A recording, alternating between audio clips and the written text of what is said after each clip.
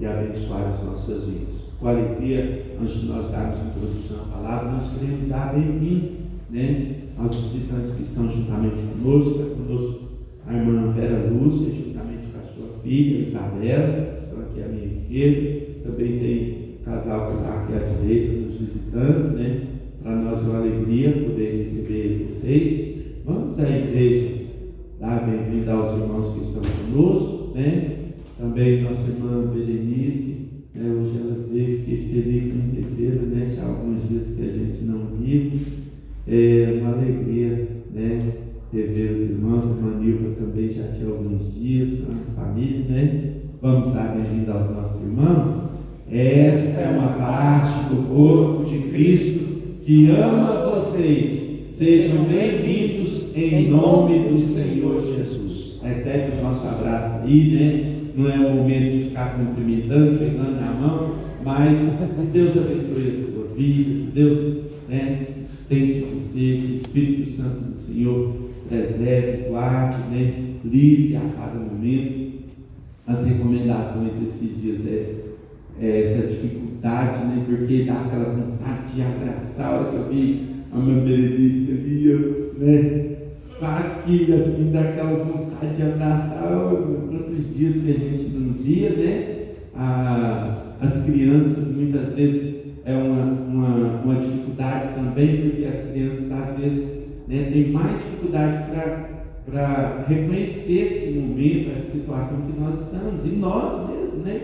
É algo assim, tão triste. Eu oro, eu peço, Senhor, que situação que nós estamos, mas eu sei que esse momento vai passar, né, irmãos? Isso daí é um momento, é uma situação que nós sabemos que é o resultado aí de falta de investimento na saúde, tudo, né? Os governantes que nós temos, que muitas vezes não estavam preocupados com isso.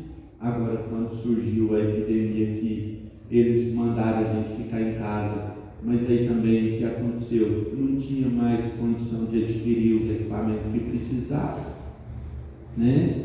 Então não adiantou, assim, não resolveu, porque senão tinha que ficar em casa todo momento, né? Porque o que acontece? A dificuldade maior que nós enfrentamos, eu tenho dito isso, né? Eu não canso de falar, é que os governos desorganizados e não trabalham para o bem da sociedade. E aí, na hora que houve a necessidade, todo mundo precisou, e aquela situação, a prioridade é para quem? Para quem tem mais dinheiro, né? Sempre é assim, não é?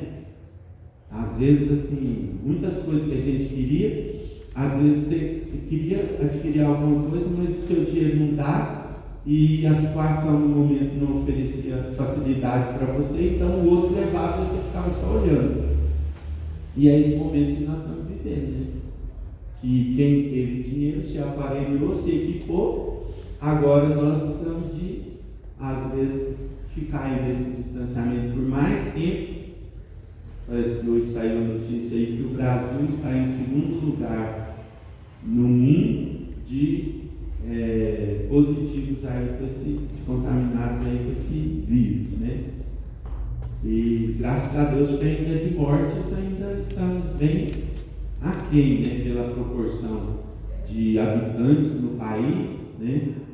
Mas a gente precisa de ter cuidado, né, irmãos? Porque se nós cumprirmos essas regras de higienização, de usar máscara e tudo, é algo que nós vamos evitar, né, esse contágio, essa proliferação.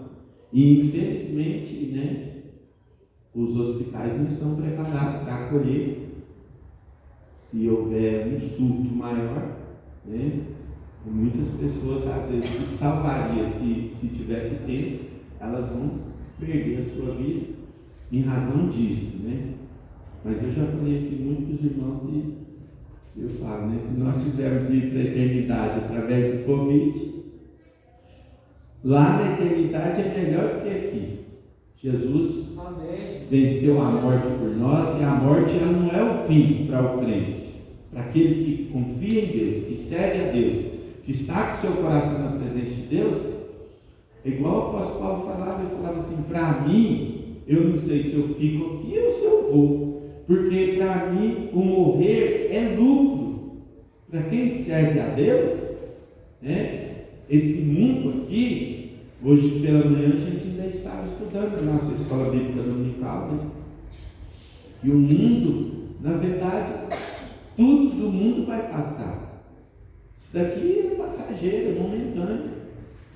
E aí, a palavra de Deus ensina o quê? Mas aqueles que esperam no Senhor, eles permanecem para sempre. Então você tem essa promessa do Senhor, né? Você tem essa segurança, essa esperança. Eu tenho essa confiança, eu tenho essa esperança. Não tenho pressa, né? Não vou furar a fila aí, passar na frente, mas chegar a minha vez, amém, vamos embora, encontrar com o Senhor, né?